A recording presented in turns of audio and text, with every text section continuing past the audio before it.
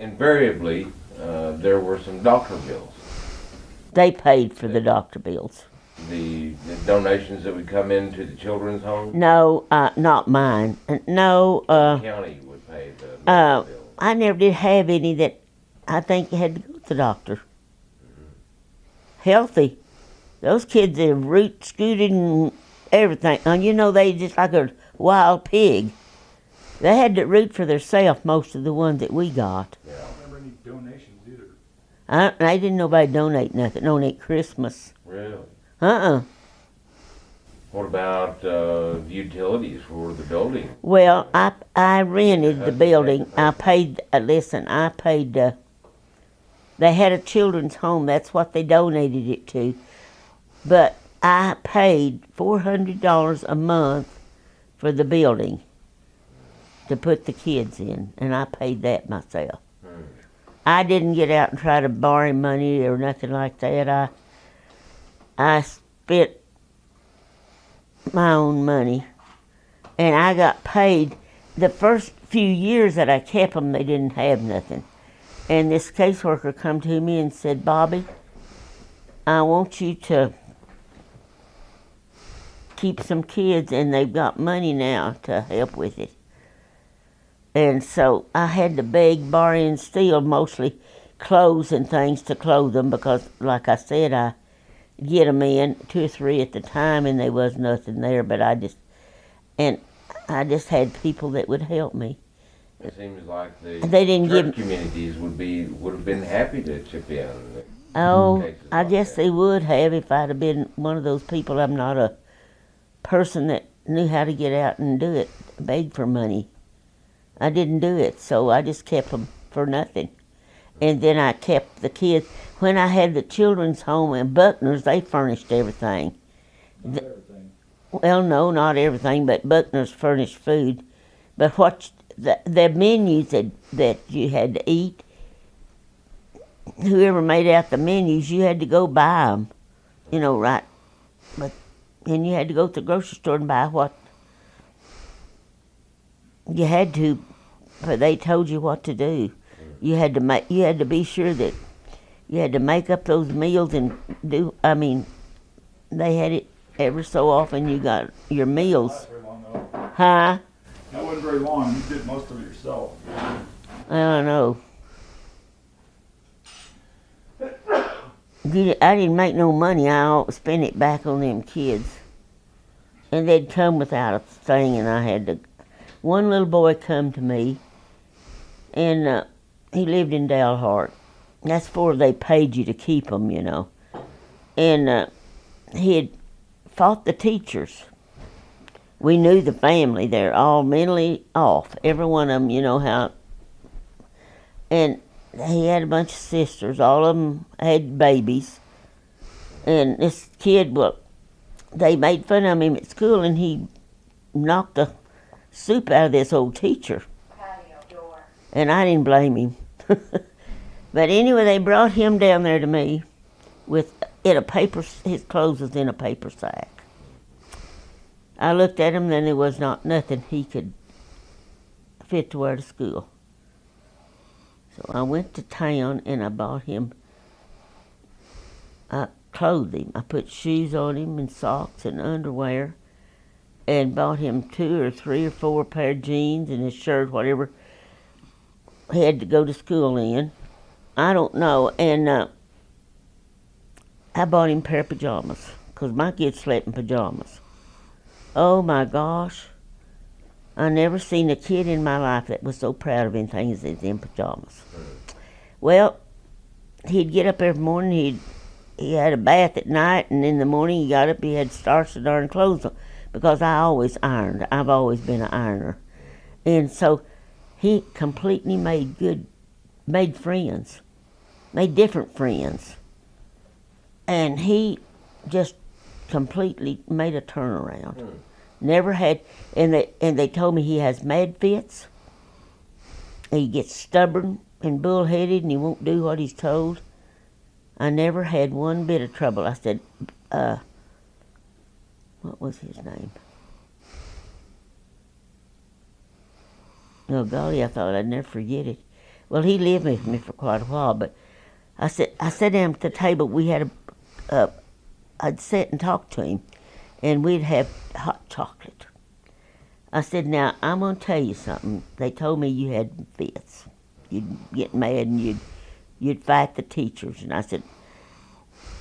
I said, don't do that anymore. But if you want to get mad, I said, you just come home.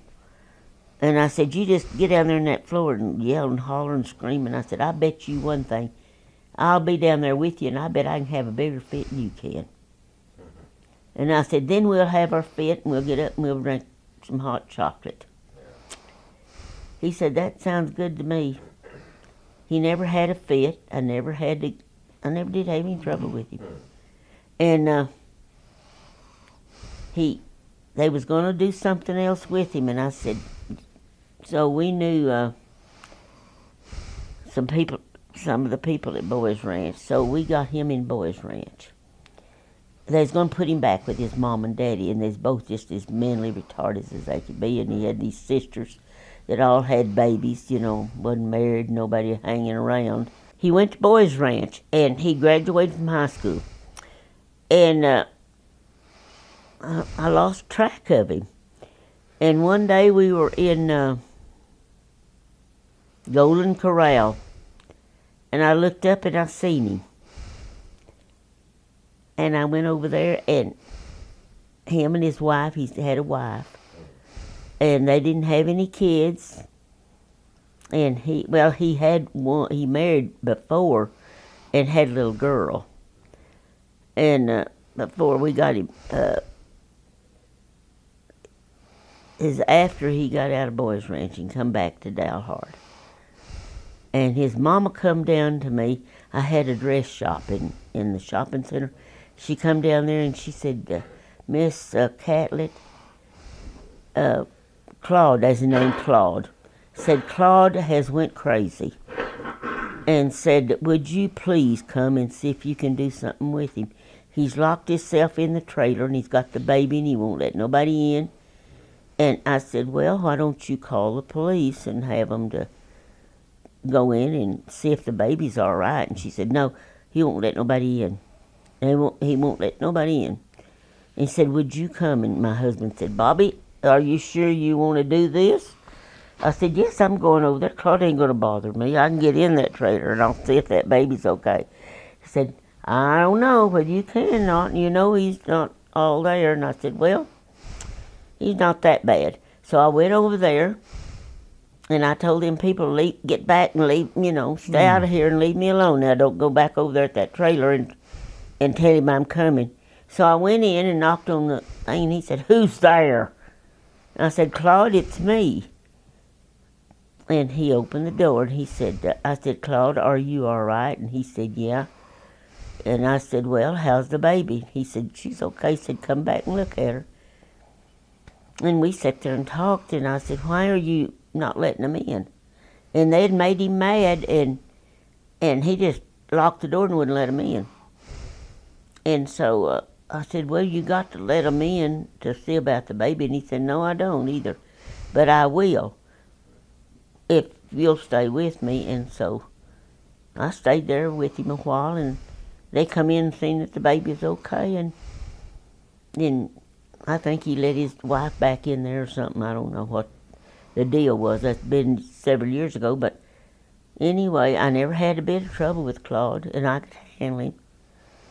I never tried to make him do anything, but I just asked him would he do it, and he even changed his ways, and he graduated from high school at Boys Ranch. He did. And he working at a feed lot in Kansas. And he's still married to that second wife, and he didn't have any kids. And I was real proud of him, But he don't have much to do with his mother and daddy because they're as goofy as a bestie bug. So he was able to recognize that his folks were a bit touched.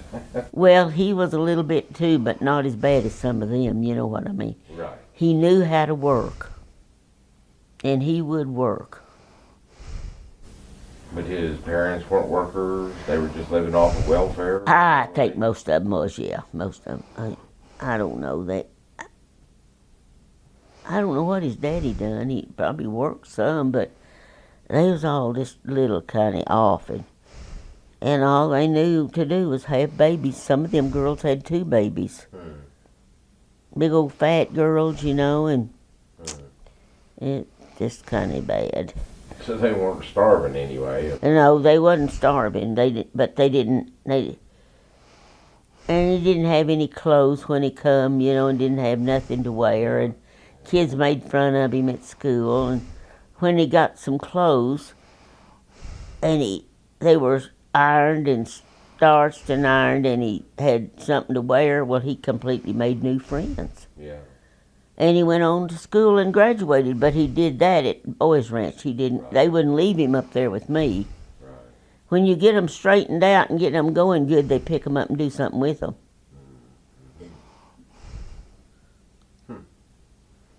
Now at the time was Boys Ranch, I presume it was all boys at the time. Yeah, it was all boys at the time, Both yes. both boys and girls now. Uh-huh. Yeah, it is. And in many cases, those boys were considered to be incorrigible children. Was that the case at that time, where they were taking in some of the more difficult kids, or? I think they took in quite. I don't really know too much about Boys Ranch, except I didn't ever get one out of Boys Ranch. I got the last boy that I got came out of that one in Amarillo there on I don't know what street it's on. There's a children's home up there. Yeah, there's Buckner's Children's Home, and then there was High Plains Children's. I think this boy, the last one I got, come out of High Plains. He was a drunk. I mean, a dopehead. Not when I got him. He went to the Army. But he lied. Oh, my God, he's a lyingest kid. And he went, when he left my place, he went to the Army. And that's when I quit, when he left.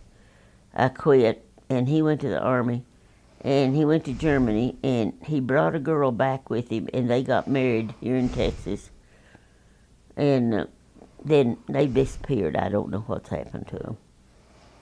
I just don't know what happened to him. He got on dope. I think he got kicked out of the Army. But he brought a pretty girl back from Germany with him. And they got married, and I was living down here when he did that. I think. I was married to Harvey. No. When he got out of the Army, I think it was. Yeah, I know it was. Because he stayed up there in my house in town for the 6 weeks he was here, and she had to go back. She just come for a while, and A tourist visa. yeah, something. And they got married while they were here, and then they went back. But I think he got on dope, and I think they kicked him out. He was taking it anyway. Yeah. But anyway, I don't know. She went back and left him here, and that's when I lost contact with him. I don't know what. So you stopped taking care of children there in Dalhart. I closed it down. Yes, I did. And the kids had find some place. Well, they had it was a period of time that I didn't have but 2 left, and because I didn't take any more in. I could take them in as they'd call me and tell me, you got room for, a boy or something, and I quit taking them, and I had Andy, the boy that I adopted, and Johnny, the boy that I was telling you about, that went to the Army. And whenever that happened, well, Andy went to jail. He stole some at the courthouse. They robbed him and this kid done something to a Coke machine. He got in jail. And that's where he's at now. He's in the pen now for selling dope, Andy.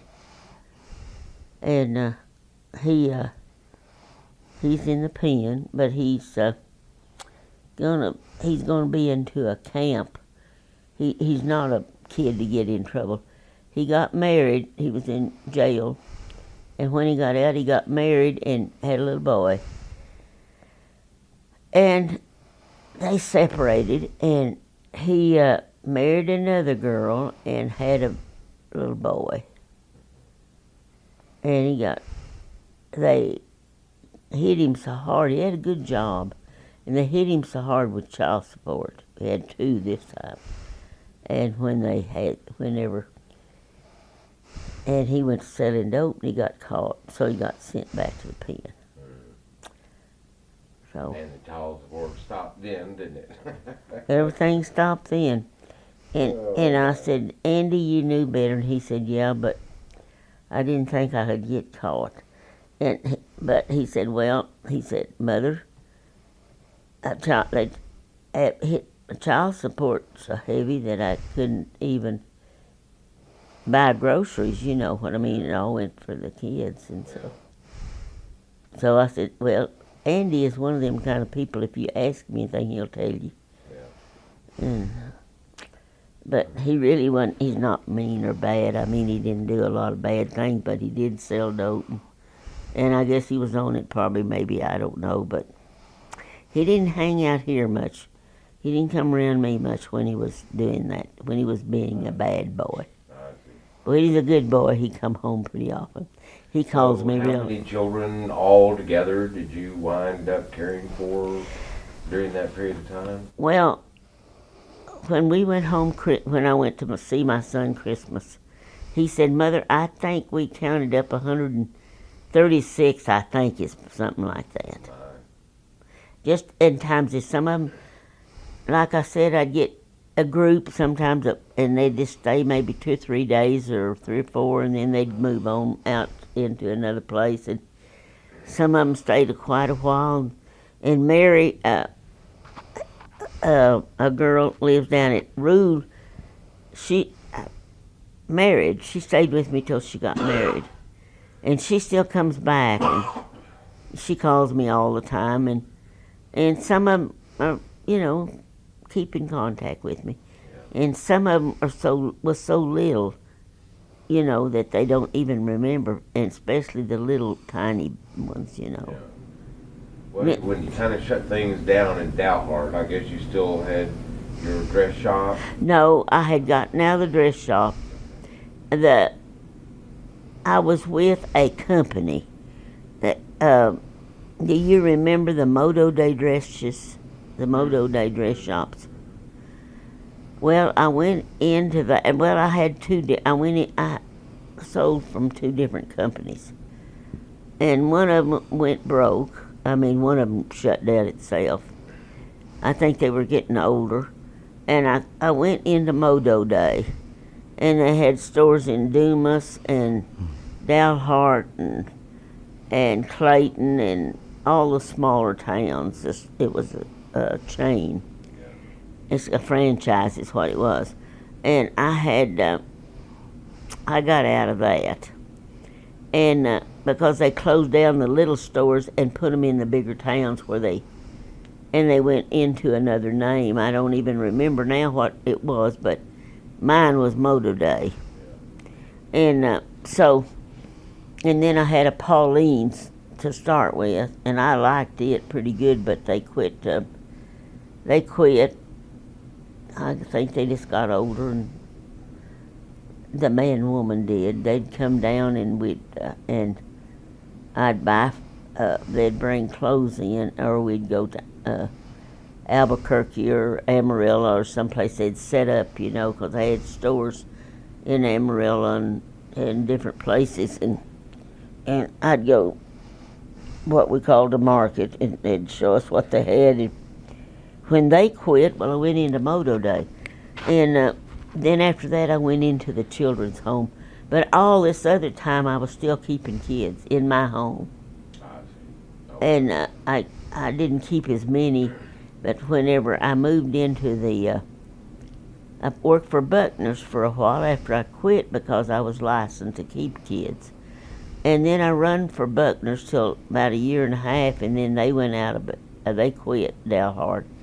And then it sat there for a while, and DHS wanted me to start it back up because they needed a place to put a bunch of kids. So then I went back into it and opened it up again, and that's when I paid the rent. When I went into it privately. And I liked that better because I could feed the kids what I wanted to. And you didn't have somebody hanging over you all the time. And man, I can't handle them people hanging over me, them caseworkers. I cannot hardly stand them. I had good ones now, and I got along with them, but some of them, I tell you right now, they was boogaroos. I don't care for them much myself. I hate to say that, but this is on recording. I really don't care because about the time you get one straightened out, then they'd come along and move him. And I don't know whether it's probably not them, but they had to go by their orders too, I guess. So, and you had Buckner's, when I had Buckner's, you had to feed them the stuff. They had a menu, and you had to feed them that. Yeah. And one time, I want to tell you, this really did get me. This lady would come up and spend the night with us that was overseeing after us. Well, we got up real early that morning and got on the bus and took on the van and took the kids to Wonderland Park. We fed them their breakfast, what they had on the menu, and got on that bus. Now, I wasn't home at all that day. We didn't get in till 9 or 10 o'clock that night. And I said to this lady, I said, why don't we just feed the kids some ham sandwiches? And she said, okay. So she didn't say it was all right or it wasn't. And then she went right back over to Buckner's and turned me in because we didn't use the menu that night. Now, after being out with those kids all day long, and I didn't have time to come in. If it had been 12 or 1 o'clock that night, if I'd had to cook what I had on the menu. And we fed them ham sandwiches, I think, or something like that. And she ate and didn't say a word, just like it was just fine. And then, boy, I got a ripping up over that. Yeah, that's a shame. It's just little things that just irritate you, you know. Right.